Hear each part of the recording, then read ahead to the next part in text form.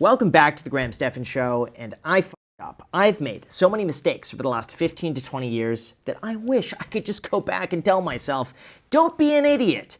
Unfortunately, I can't do that, but what I can do is make sure a few of you don't run into the same mistakes that I did. And that's what brings me to this video here. It's from a YouTuber, Ben Felix, who I absolutely love. And he breaks down the most common financial mistakes that are probably going to be costing you thousands, if not tens or hundreds of thousands of dollars over your lifetime. And I want to comment on this as soon as you hit the like button and subscribe, because I guarantee this is going to wind up saving people a lot of money. Let's get into it. This first mistake might be controversial, and I feel a little bad saying it, but I don't think it gets enough attention. Not earning enough money. I know that's not completely in your control. Luck, including the family and the country that you're born into, can have a big impact.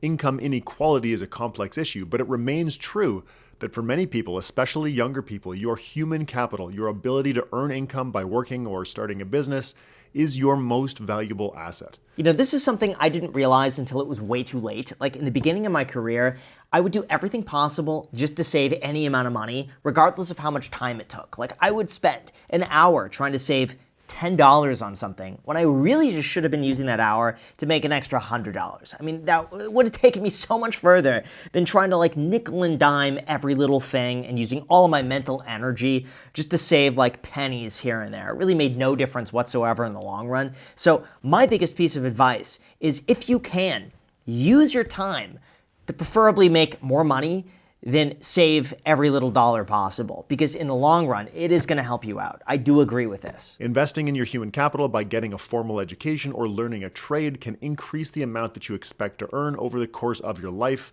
which is a pretty obvious benefit, but it can also make your income more resilient to bad economic times. Income and education are also associated with all kinds of other important metrics like happiness, at least up to a point, and both lifespan and health span. You know, I'm going to be honest. Here's all you need. It's three things. Number one, go and read the book, Think and Grow Rich. It is free on YouTube as an audiobook, so that costs you nothing.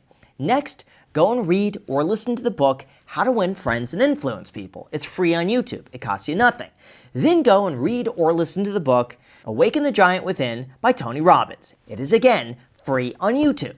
Just go and do those three things. I promise that's going to be better than any education you could ever pay for. And then all you have to do is learn how to be a self-starter. Take initiative and be self-sufficient enough to learn on your own. If you could do that, I promise you're going to get ahead of like 90% of people out there for the cost of zero. There you go. Enjoy. The next big mistake is not saving enough. A common number that gets thrown around is 10% of your income. The important point from that research is that if you wanted to work and save for 40 years and then live in retirement for 40 years with a 70% income replacement rate, you'd need to save a minimum of 11.28% of your income during your working years. I gotta say, the math on this just ain't mathin', because if you have 40 years of working and saving to be able to retire for 40 years, that's 80 years. Assuming you just start working and saving at the age of 18, this assumes you're going to live to the age of 98, which realistically, most people are not going to live to 98. The average lifespan is somewhere in like the mid to late 70s, which means you have to work and save for 40 years to maybe get 20 years in retirement. And realistically, those 20 years are not going to be that great, because your quality of life really tends to decrease after the age of like 68 to 70 in terms of your physical ability to go and do things. So this means you have to save more than 10%. Realistically, most people need to save anywhere from 15 to 20% at a worst case scenario. And ideally, you're saving 20 to 30% of your income. That would get you on track to be able to retire early enough to be able to still enjoy most of your life.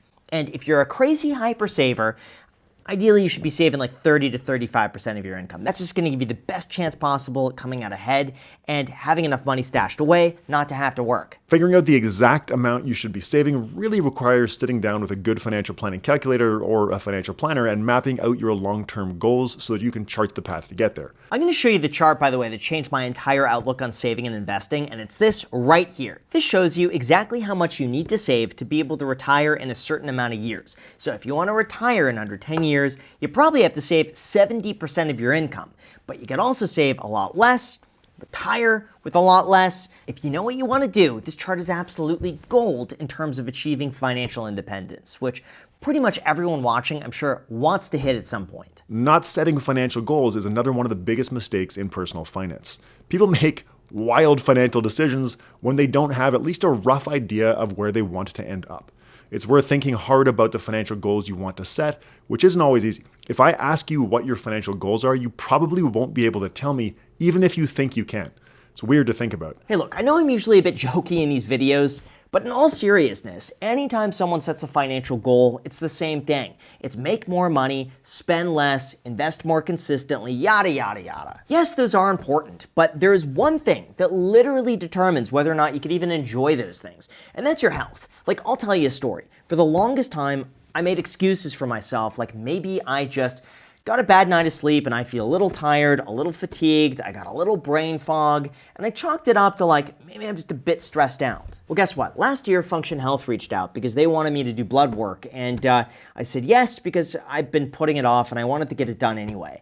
And when I got my results, I had no idea that I had high cholesterol and some markers that suggested I should follow up on my thyroid. Thankfully though, after making a few adjustments and taking some over-the-counter supplements, I legitimately feel completely better, and none of that would have been possible without our sponsor, Function Health. For those unaware, Function gives you access to more than 100 biomarkers, including things like cardiovascular health, inflammation, metabolic health, hormones, and more. And what I really liked about this is that it wasn't just a one-off snapshot, and that follow-up testing was included, so that you could track trends and see how your decisions are actually impacting your body over time. In fact, when I did my second follow-up, I was able to reduce my cholesterol substantially. Seeing these changes happen firsthand was truly eye-opening, all because of dietary changes, sleep consistency, and a few other things that I otherwise just would have had no clue on. On top of that, I'm just gonna say it, I get super weirded out by having my blood drawn. Like, it's not something I would ever wanna do, but lab visits are really quick and easy. They have more than 2,000 locations across the United States, and the membership is only $365 a year, or about $1 a day. So if you wanna take ownership of your health, the same way you take ownership of your finances, the link is down below in the description, or you could scan the QR code on the screen to sign up and get started today. Again, that link is down below, or the QR code on the screen. Thank you so much, and now let's get back to the video. In 2022, I conducted a study where I asked 310 people to write down their goals. My study also resulted in a master list of goals that people can still find on the PWO Capital website. Look at these goals, by the way.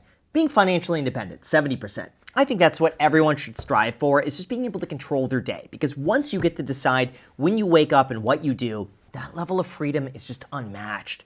I highly recommend everyone strive towards that.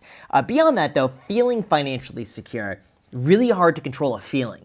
They've done so many studies where they found that financial security always is like one step above where you are, and it's usually double. So if you have $1 million, you feel financially secure at 2. At 2, you feel financially secure at 4. At 5, you feel financially secure at 10. There are levels to this. You'll very rarely ever feel truly financially secure because feelings just, they change too quickly. Beyond that though, affording travel, leisure time, experiences with family, that absolutely has one of the highest ROIs for personal satisfaction, which I'll get into shortly. But beyond that, a lot of these is really just about getting to the why of why you are saving money. It can't just be for the sake of saving money, because eventually you'll just feel miserable about it. But if you have a purpose long-term, that's really gonna go a long way. Another critical personal finance mistake is overspending on the wrong things. Spending money often feels good. Having new material possessions feels good, at least for a while. The problem is that people adapt pretty quickly to these feelings. Even something major like a fancier new house will only tend to make you happier for a bit.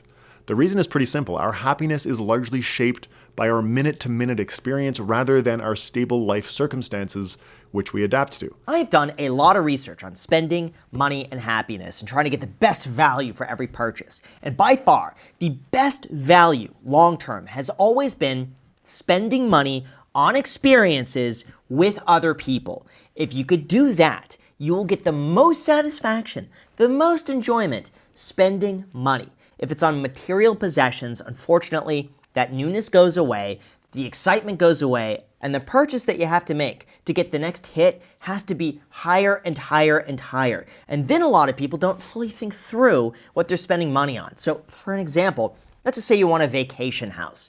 You imagine all the great times you're gonna have in the vacation house. But you don't realize, wait a second, that's maintenance. That's extra insurance cost. If something happens, you gotta deal with the hassle of getting someone out there when you're not physically there. There's so many downsides to bigger expenses that when you don't fully think through these things, it's going to leave you having a bad time. And also it's found that usually you get more satisfaction anticipating the purchase than you do the purchase itself. So you working towards a goal like, oh, I want to buy this new house, will actually give you more enjoyment than long-term buying the house itself. It's crazy. They've done a lot of research on this, and so have I, and that's always been the case. So if you anticipate buying something, it's basically the same as buying the thing. Another major personal finance mistake is not taking enough risk with your investments. I think a lot of people do get scared by the concept, the thought of risk, because they imagine losing all or a lot of their money. And when markets are volatile, it can seem like that's going to happen. But total loss is an unlikely outcome for an investor who owns a cross-section of all of the publicly traded stocks in the world through a low-cost index fund. All I look at is this. I just want asymmetric upside. I want to know, hey, what's my worst case scenario? It's losing 60% in like a Great Depression style crash. Okay, but what's the upside?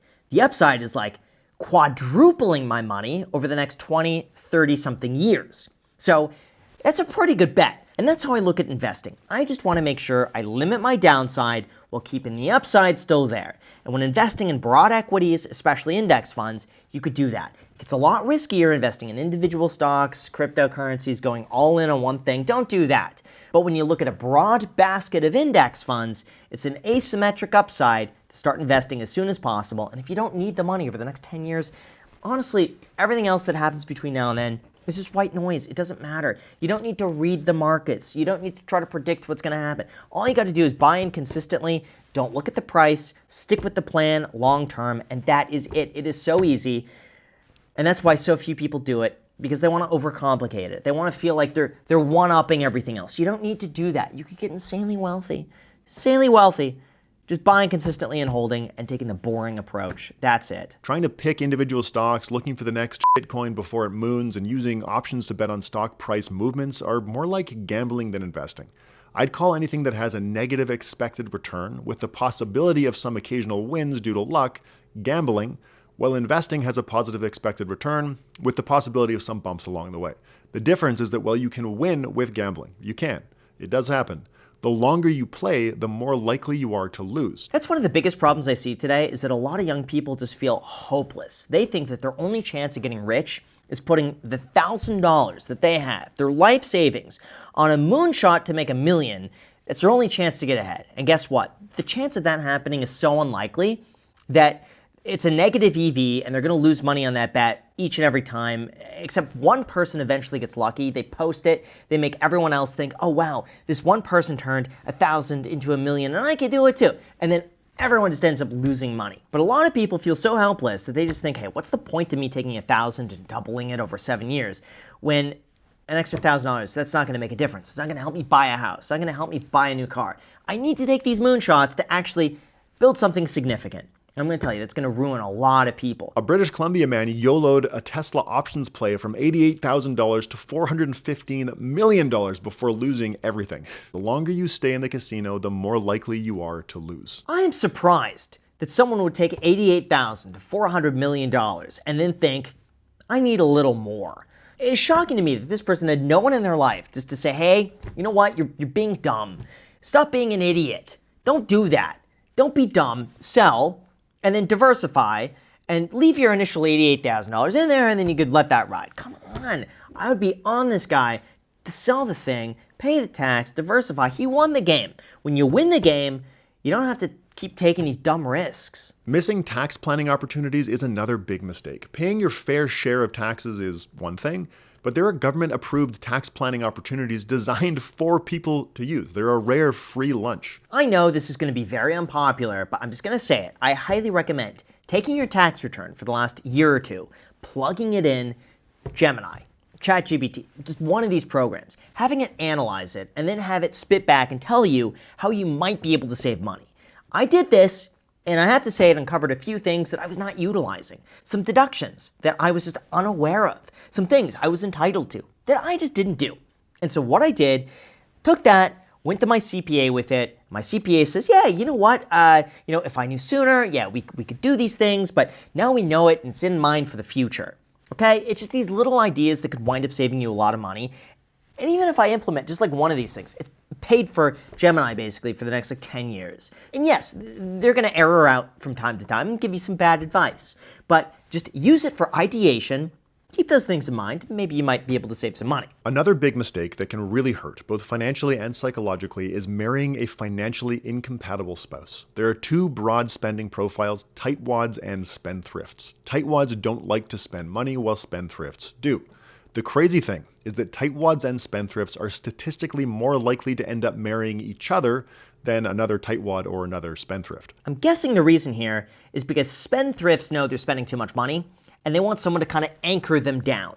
And a tightwad is going to take that person who's just like spending lavishly. They're going to say, hey, listen, maybe don't spend that much money. Maybe don't buy those things. And then the tightwad is going to feel like maybe they should let loose a little bit. Maybe they should spend a little more money. And the spendthrift helps get them out of their shell a little bit. So maybe that's why they do this. Underinsuring catastrophic risks is another big personal finance mistake. Insurance has a negative expected return. It has to for insurance companies to stay in business. Despite its negative expected return, it does make sense to buy insurance for risks that, if they materialized, you or your family would not be able to recover from. I agree. If there's any event that could wipe you out, just go and get insurance. Because what's crazy is that most people are underinsured when it comes to their houses, cars, collectibles, things like this. I highly recommend take 20 minutes, look over your policy, see if you might need a little more. And if you need a little more, just bump it up a bit. Because if something happens and it wipes you out, you're going to look back at this and be like, oh, I should have done that. So I highly recommend get good car insurance, get good homeowners insurance, fire insurance, earthquake insurance, and maybe an umbrella policy. If there's anything out there that could take you out, make sure you protect for it, because the peace of mind it'll give you just to have good insurance is just so small compared to just if something happens, you want to make sure you're protected. Going through the financial planning process with a financial planner is highly likely to reduce mistakes and improve expected outcomes. So let me know what you guys think down below in the comments section. I will do my best to read and reply to as many of you as I can, and I have a feeling if you just follow some of these things, it's going to wind up saving you thousands of dollars at the very least. I'm also going to link to Ben's channel down below in the description. I highly recommend following him. I really like his channel a lot. I think it'll be of great benefit for everyone watching. Enjoy. Thanks so much, and until next time.